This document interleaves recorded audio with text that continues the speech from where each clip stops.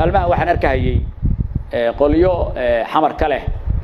wiilal baan laga maxkamadaynaya wiilka markii hore ma cashati markii hore xagee ku ogay wariya waa toona kama hayo nimanka hadda la maxkamadaynayo loo qeynay 2012 bay gaalkacyo yimaadeen shabaab baa kawaana u furay dadka laaya iyaga yiri baskooladaha iyaga u gaday 2012 ninkay ugu dambeysay baa shabaab wuxuu yiri shir jira id qabto waxa tiraahdaan wiilal baa gaalkacyana looga haystaa waxaan shabaab ahayno cadow annagu aan leenahay ma jiro ama af qabiil ku hadla ama af shabaab ku hadla qolo noo qabiila annaga halkaana ma fadhido meel kale ma joogto wax aan la qabiil lahay ma jiro waxaan la qabiil lahay nabadda waxaan la qabiil lahay wanaag waxaan la qabiil lahay dawladnimada waxaan colnahay waa shabaab kaliya cidii wax kala akhridaan hadii shabaab luqadooda ku hadlayaan 12 sano iga maqnaa ama 8 sano iga maqnaa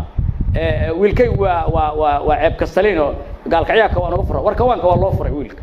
baskoolo dara waa loo iibshay dadkana la baa leeyahay annaguna waa qabanaynaa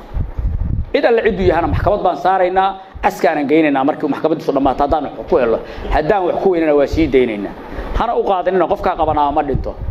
5 kun oo qof baan baaro sii deyn qofka dambiilaha kaliya aan dilay ilaa inuu aadinaya dambiila shabaab ah oo wax dilay inta qabanno qabiil u sii deynayna qabiilku ama ha ariyo ama 100 qof ha dilo ama qabiil kala wadaha u istaago qola aan la qabiil lahayn ma jiro qola aan qabiil u haysanaana ma jiro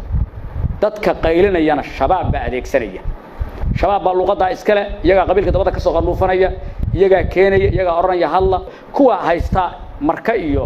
shabeelada hoose haysta iyo kuwa meelaha odayaasha uga saajaba isku qabiil baanuna iyaga qabqabsado kaga argoosta kuwaani haday maxkamaddu ku xukunta dil oo shabaabnimo lagu helo badbaadi mayaan waa laynayna meesha joognayna waxaana wakiil uga nahay qof kasto Soomaali ah dawlad kasto Soomaaliyeed qof kasto wanaag rabaan wakiil uga nahay anagu qof xumaan aan u haysano iyo qof aan qabiil u naqaanana ma jiro dalkan iyo dadkan wixii umada ka reebay oo 10 sano la soo dhaafay ama 12 sano umadan ka reebay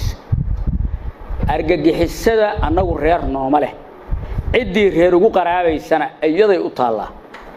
argagixisada uga argoosta